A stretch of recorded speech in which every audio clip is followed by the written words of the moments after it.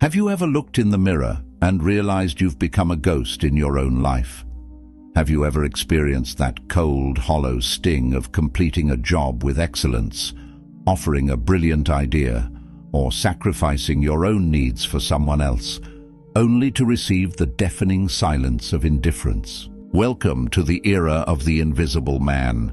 We live in a world that thrives on the great human leak, where people are taught to give, please, and accommodate until they have nothing left but a shell of resentment. You act in the right way, you do what's best for the collective, and you make yourself available at every beck and call. Yet, they treat you like an option while you treat them like a priority. Stoic philosophy, the ancient martial art of the mind, tells us that seeking recognition is a fool's errand, because other people's opinions are aproheretic, completely outside the boundary of our will. To wait for someone else to give you value is a recipe for a life of psychological slavery.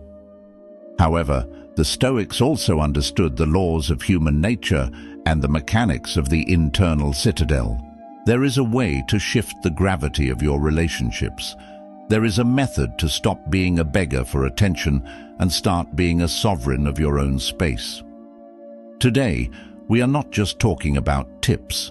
We are deploying 9 powerful psychological strategies rooted in Stoic detachment and modern behavioral science that will force the world to recalibrate how it views you. If you are ready to stop being a footnote in someone else's story and start being the protagonist of your own, listen closely. Do not skip a single second, for the weakness that makes you skip is the same weakness that makes you an option to others. Step 1. Create the fear of losing you, loss aversion. The bedrock of human psychology is not the desire for gain, it is the fear of loss. This is the principle of loss aversion. People rarely appreciate the sun until the winter sets in. They rarely value the air until they are gasping for breath. If you are always there, a constant, unwavering background noise in their life, they have no biological reason to prioritize you. To become a priority, you must reintroduce the possibility of your absence. This is the ring of silence. Start emotionally distancing yourself. Stop being the first to share your internal map. Stop offering your confidences like cheap coins. When you begin to balance your time with other pursuits, other people, and your own solitude, you create a psychological vacuum. In Stoicism, we call this the mastery of distance. You are signaling that your presence is a preferred indifferent, a gift that can be revoked. Use this wisely. If you vanish entirely, they may surrender. But if you withdraw just enough to show that your soul is self-contained, they will suddenly find the energy to win you back. You are not a piece of furniture. You are a force of nature that can move at any moment. Step 2. Avoid being always available, the Scarcity Protocol. In the economy of the spirit, as in the economy of the market, value is a function of scarcity. Gold is precious because it is rare. Dirt is cheap because it is everywhere.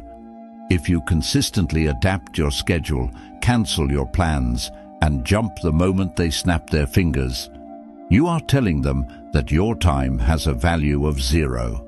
The Stoic knows that time is the only non-renewable resource. Marcus Aurelius reminded himself, "You could leave life right now."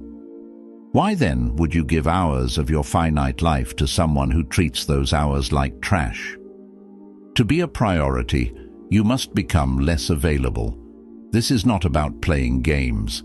It is about having a life so dense with purpose that you truly don't have time for low-value interactions. When you prioritize your own mission, your own gym session, or your own study over a last-minute invite, you send a powerful message. My time is a currency, and you haven't earned the right to spend it. Become the master of the no. Step 3. Maintain the internal mystery, the enigmatic anchor. Human beings are biologically wired to solve puzzles. We are captivated by the unknown and bored by the obvious. The mistake most people make is oversharing. They leak their power by revealing every thought, every trauma, and every plan. They become an open book that has already been read.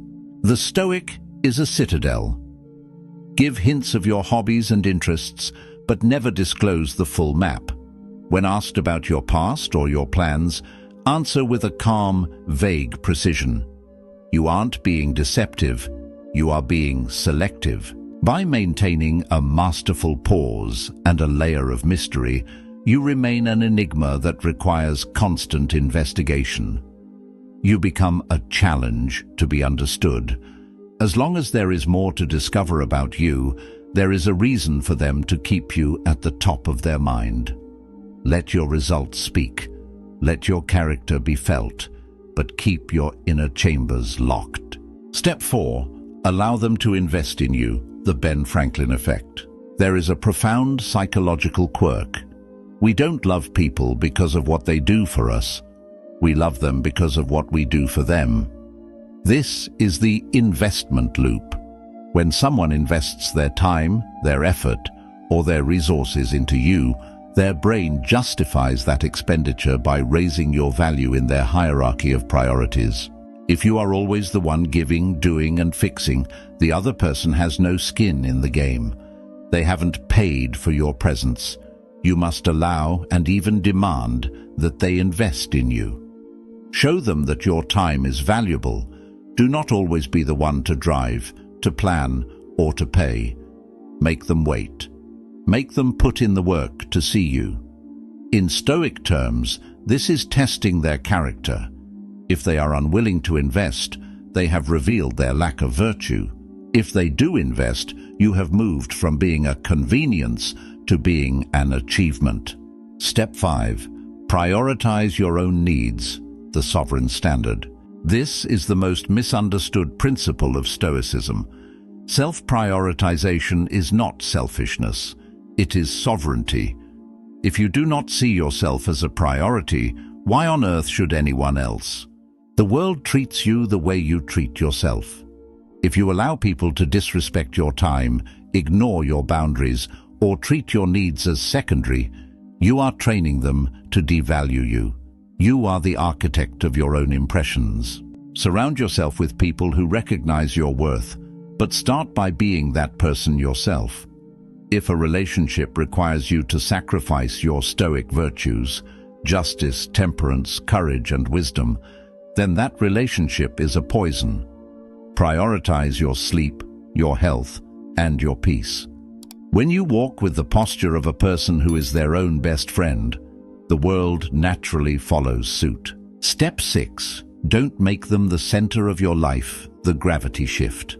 The grass is always greener on the other side, because humans are attracted to what they do not possess. When you make someone the center of your universe, you become a satellite orbiting their sun. You have no gravity of your own. You become predictable, and predictability is the death of attraction and priority. Stoicism teaches us to be world-centered, not person-centered. Your mission, your character, and your connection to the Logos, the universal reason, must be your sun. Maintain a strategic distance. Have your own tribe, your own forge, and your own battles. When you are not desperate for their attention, your presence becomes a preferred indifferent that they must work to attract. You are the main character of your own epic. Everyone else is just a guest star. Step 7. Stop initiating communication, the silence test. This is a brutal, clinical, and necessary audit of every relationship in your life. Look at your message history. Look at your call logs. If you are always the one to text first, the one to initiate the call, and the one to architect every plan, you are not in a relationship. You are in a performance. You are carrying the entire structural weight of the connection on your shoulders, while the other person sits in the shade of your effort. By doing this, you are committing a cardinal Stoic sin. You are attempting to control the aproheretic, the will of another, through sheer force of your own desperation. You are making it too easy for them to take you for granted. When you are always the one to reach out, You remove the necessity for them to ever think about you. You have become a predictable, constant utility, like a light switch that they know will always work. There is no tension, no mystery, and therefore no value. Stop. Go dark. Enter the ring of silence. This is the silence test.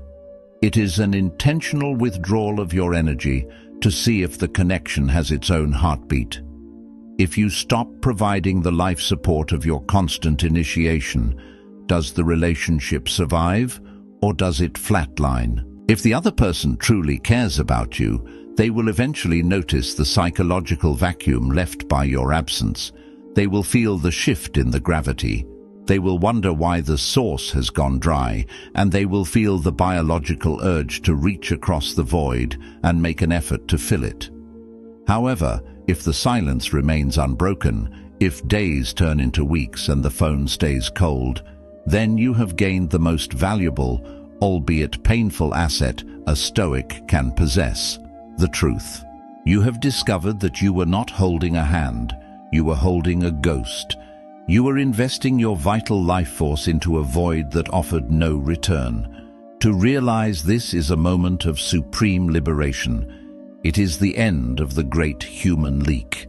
It is far better to stand alone, sovereign and self-contained, than to remain in a lopsided relationship where you are the only one fighting for a connection that has already died. Silence is the ultimate filter. It filters out the tourists, the parasites, and the indifferent, leaving behind only those who truly recognize your worth. If you must beg for a place in someone's life, that place is not worth having. Reclaim your words, reclaim your energy, and wait for those who are willing to meet you in the middle of the bridge. Step 8. Create your own happiness, the internal source. If you depend on someone else for your joy, you have given them a weapon to destroy you. You are a hostage to their moods, their schedules, and their whims. This is the ultimate leak of power. The Stoic knows that happiness is an internal job. Marcus Aurelius wrote, "The happiness of your life depends upon the quality of your thoughts." When you create your own happiness, through your work, your discipline, and your self-mastery, you become high value because you are not a needy person. You aren't looking for someone to fill a hole in your soul. You are a sun that radiates its own light.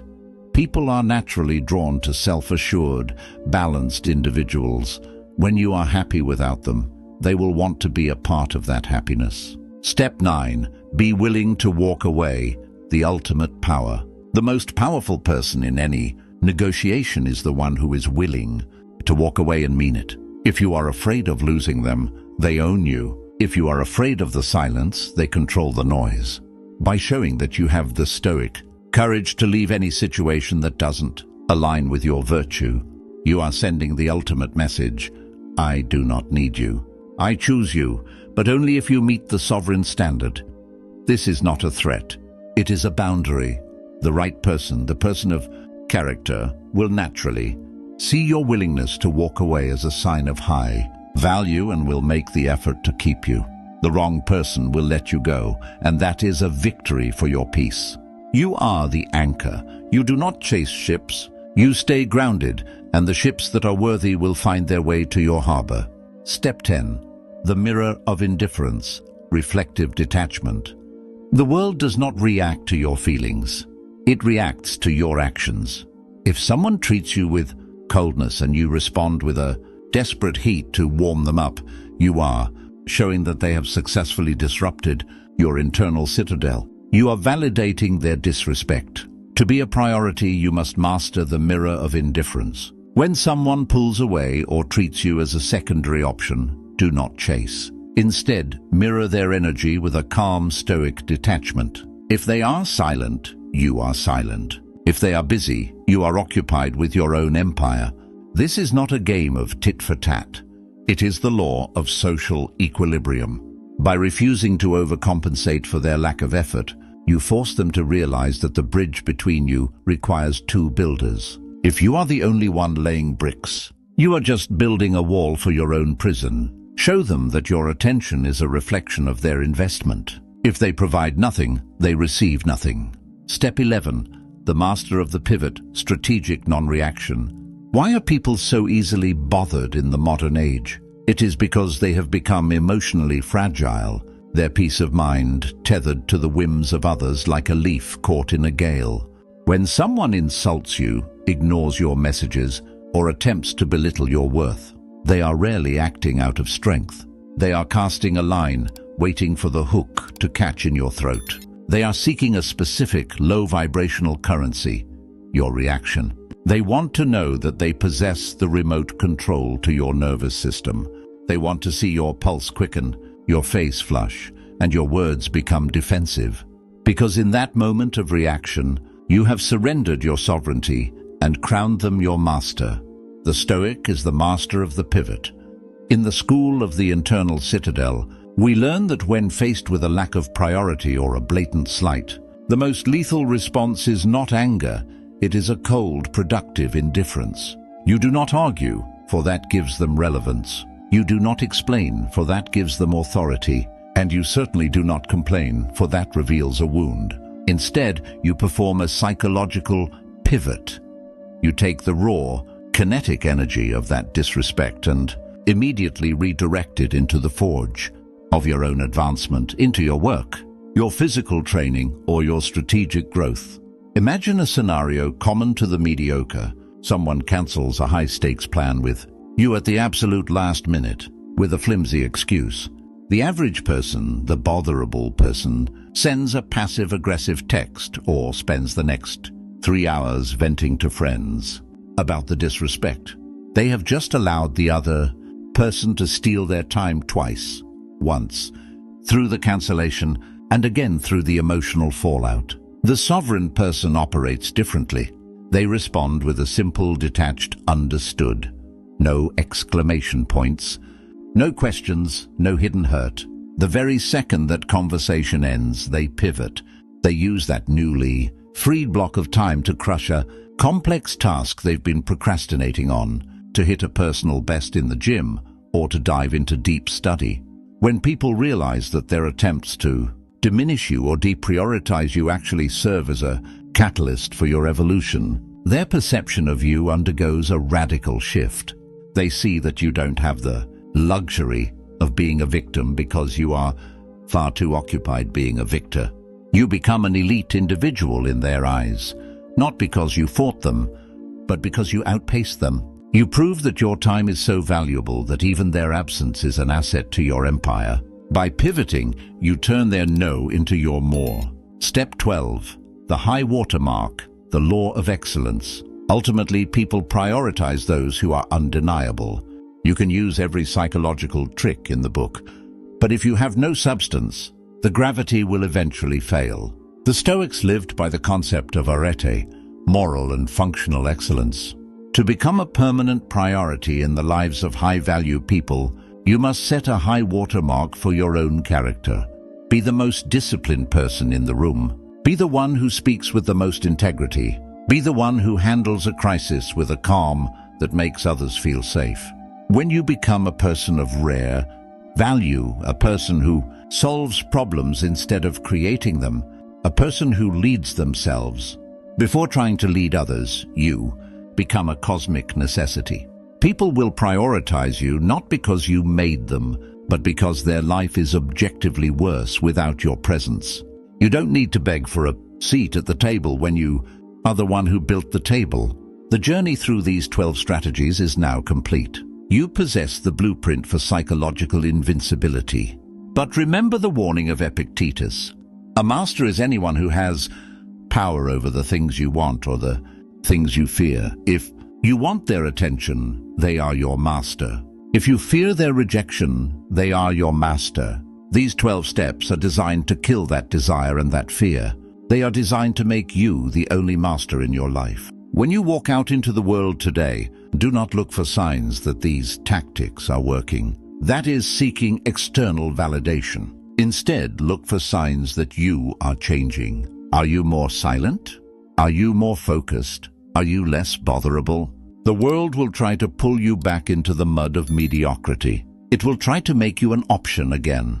But as long as you hold the sovereign standard, they will fail. You are the eye of the storm. You are the architect of the internal citadel. In the next 48 hours, you will face a priority test. Someone will ignore you or treat you like an afterthought. In that moment, I want you to use step 10, the mirror, and step 11, the pivot. Watch how your power grows when you simply refuse to be moved. If you are ready to be unshakable, leave a comment with the word sovereign. Subscribe to Stoic Letters to join the 1,000-strong legion of the wise. Stay still, stay wise, stay sovereign.